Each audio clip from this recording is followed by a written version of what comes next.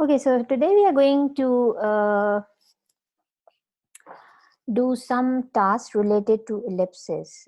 We have already done ellipses and we have discussed ellipses enough.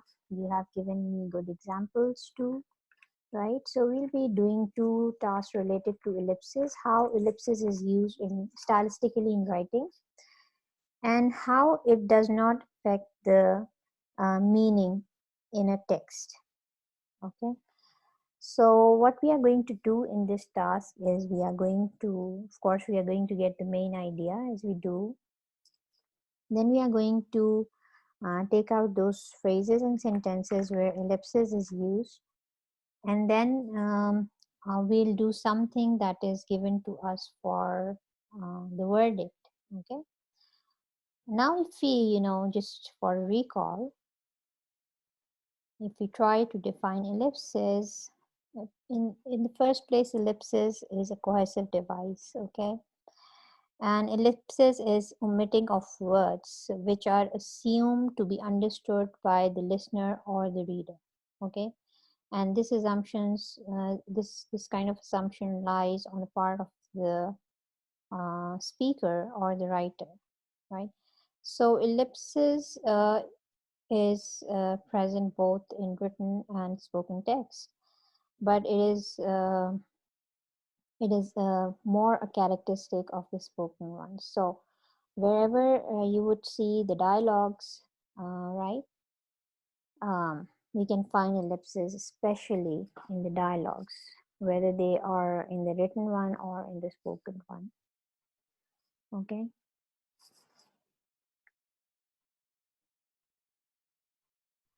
Okay. So we would be doing text 3, I guess. Yes. Text 2 and 3. Okay. Right. So what we are supposed to do is we are going to note the ellipses, okay, and how we are going to produce the verdict is to what extent they a product, they refers to ellipsis, okay.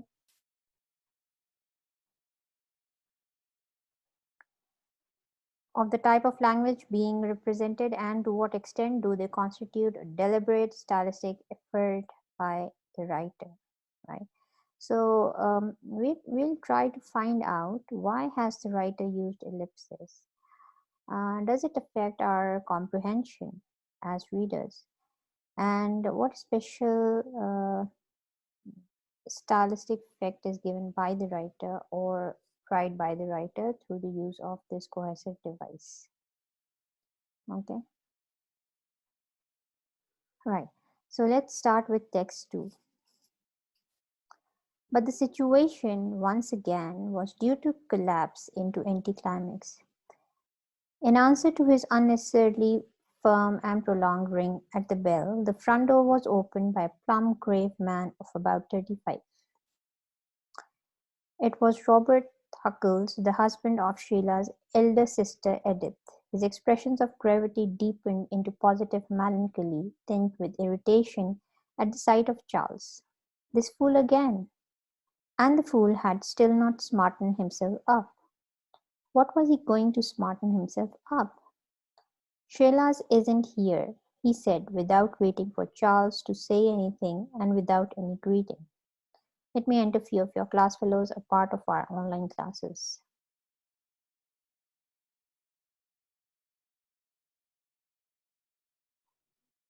"Sheila isn't here," he said, without waiting for Charles to say anything and without any greeting. "Mind if I come in all the same." Now this mind is actually do you mind? Okay, so do you is ellipted here. "Mind if I come in all the same, come some distance," muttered Charles. "There's only Edith and me here," said Robert, as if warning Charles that by coming in he was exposing himself to an unpleasant ordeal, which was true. Without answering, Charles levered himself past Robert and went into the hall. Edith came out of the kitchen and confronted him. Sheila isn't here, she said. Okay. No, said Charles. This no is, you know, I know, said Charles, speaking too quickly to be fully intelligible. Robert told me. Mind if come in perhaps cup of tea? Do you mind if I come in perhaps for a cup of tea? Okay. Or when Sheila's be back, wanted to see her if I could. So this there is again an ellipsis. When Sheila will be back. When Sheila will be back. Okay. I wanted to see her if I could. Right? So just note down what kind of words or phrases are used in ellipsis. For instance, here you would see that the personal pronoun is ellipted. Okay. I wanted to see her if I could. And we got to know it because here it is I, so there I could and I wanted. Okay. Robert told me, do you mind if I come in perhaps for a cup of tea? Or when will Sheila be back? When will auxiliary is missing? Sheila be back? I wanted to see her if I could. Okay. Under their patronizing and hostile stares, he pulled himself together, walked into the kitchen, and sat down on a chair. This was typical of all the interviews Charles had ever had with Robert and Edith. It was not because he was unsuccessful that they objected to him. Lack of success in their eyes was not a punishable offense. One simply left such people alone. What annoyed them was that he did not even seem to be trying, though they could have not have put it into words. Their objection to him was that he did not wear a uniform. If he had worn the uniform of a prosperous middle-class tradesman like Robert, they would have approved of him. If, on the other hand, he had seriously adopted the chic disorder of the Chelsea bohemian, they would at least have understood what he was at. In their world, it was everyone's first duty to wear a uniform that announced his status, his calling and his ambition, from the Navy's thick boots and shirt sleeves to the professor's tweeds. The conventions of clothing saw to it that everyone wore his identity card where it could be seen. But Charles seemed not to realize the sacred duty of dressing the part. Okay, so just take for 5 minutes and tell me what do you grasp out of this text. Okay, how many characters and how many people, and what's happening actually. The recording. Right, so we do not know the whole story since it's an extract, but what we gather from this short text is there are there are four characters, where two are just mentioned by their names. Okay, um, the conversation takes place between two characters. One is Charles, the other is Robert. Charles is visiting Robert's place to meet a lady whose name is Sheila, but she's not there, and Charles happens to be an unwelcome guest at Robert's. Okay, and what is the reason why he's not being welcomed there?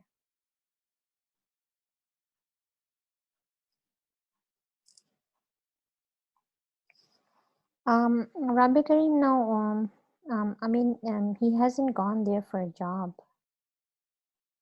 Okay. So, why Robert doesn't like Charles? For what reason?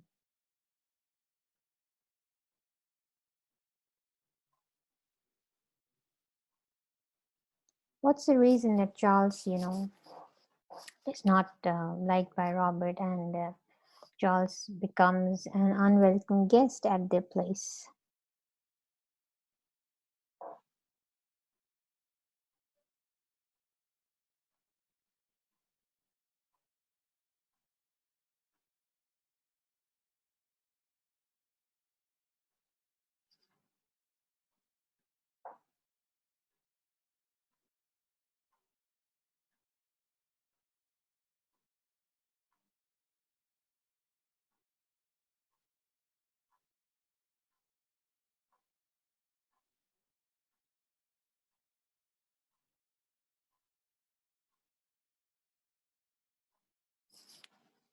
Yes, Mazib. What is the reason that he isn't welcomed at Robert's place?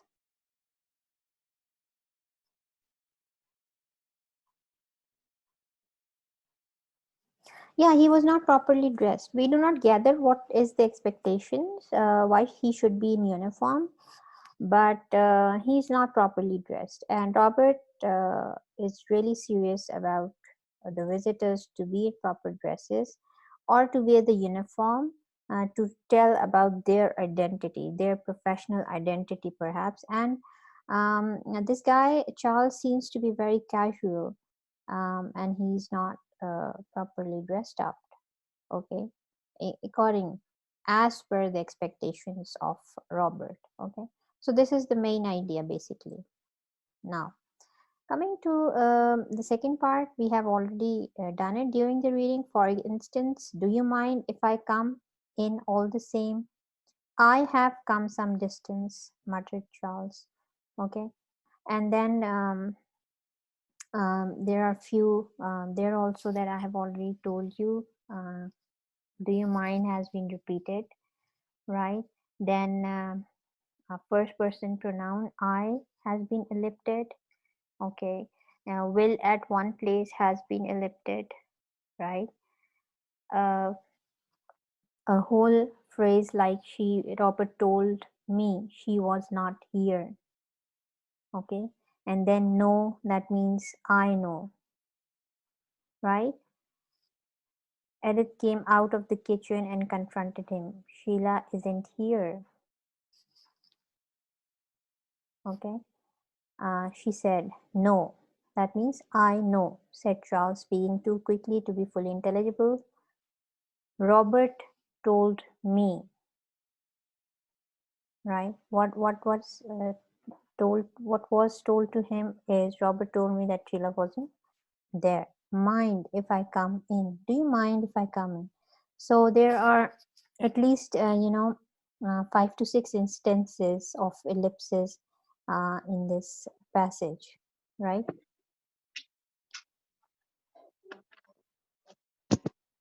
Okay, now coming to the stylistic effect of this, and what has been gained by the author through using of this cohesive device of ellipses is the first thing that you notice. What is the first thing that you notice? Who uses ellipses? Are there all the characters using ellipses, or there are just few characters using ellipses? What do you think? Who is using ellipses more? Or maybe all ellipses are used by one character. Who's that?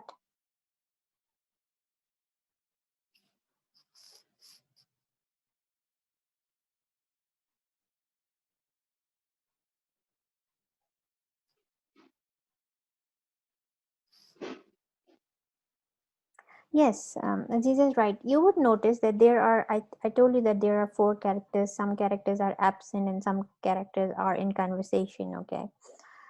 So we find out, the first thing that we find out that the author has used ellipses for a single character. Okay. He shows the use of ellipses, the technique of ellipses or ellipses cohesive devices as a cursive device only through one character.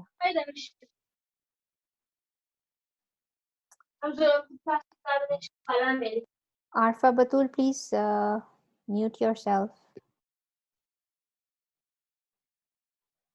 Okay, so the first thing that we notice is ellipsis being used by one character. Okay, so the device, this cohesive device used by the writer is only for one character. The second thing that we observe is the presence of ellipses in the dialogues only.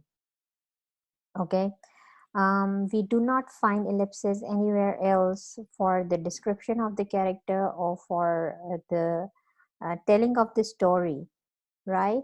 But ellipsis is only used in the dialogues and specifically uttered by one character, that is Charles. Okay, so we can infer from here. Just hold on.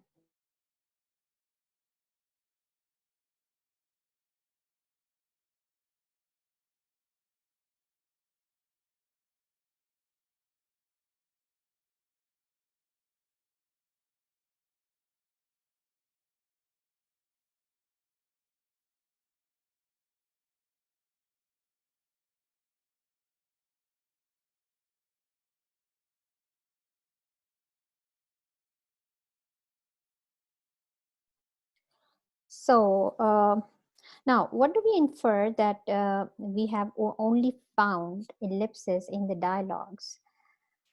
We can infer that ellipses in more in speech than in writing, because in this particular text we do not find ellipses in any of the description or in the telling of the story, but only in the dialogues of one specific character, right?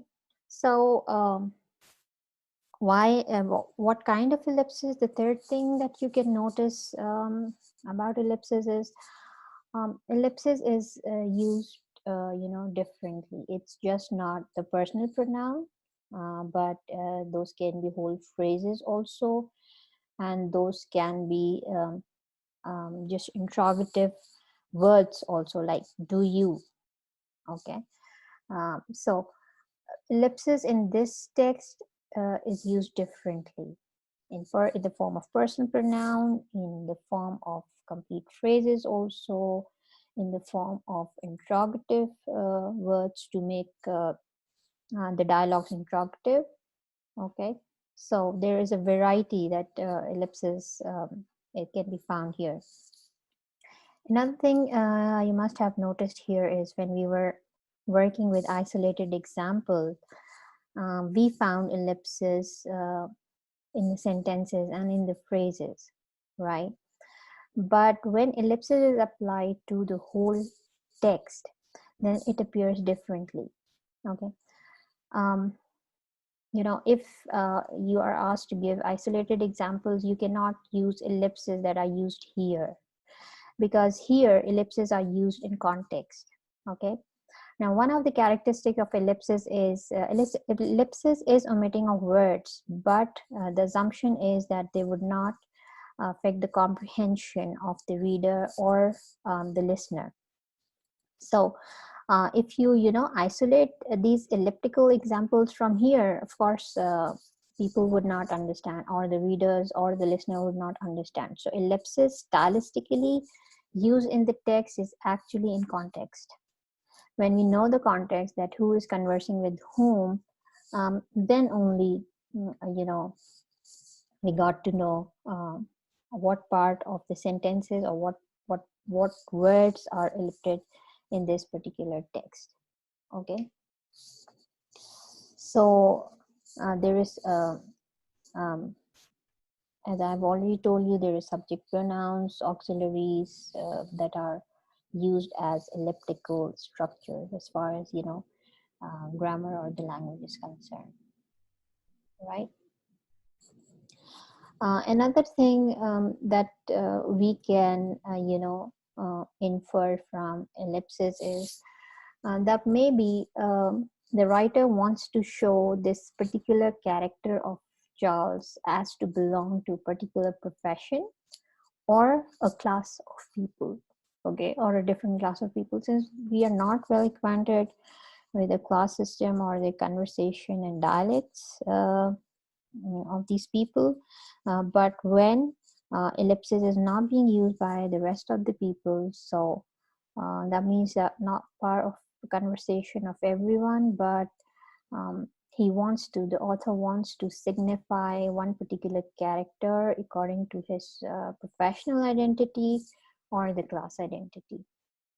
Okay, so this is for the first part of our session, right?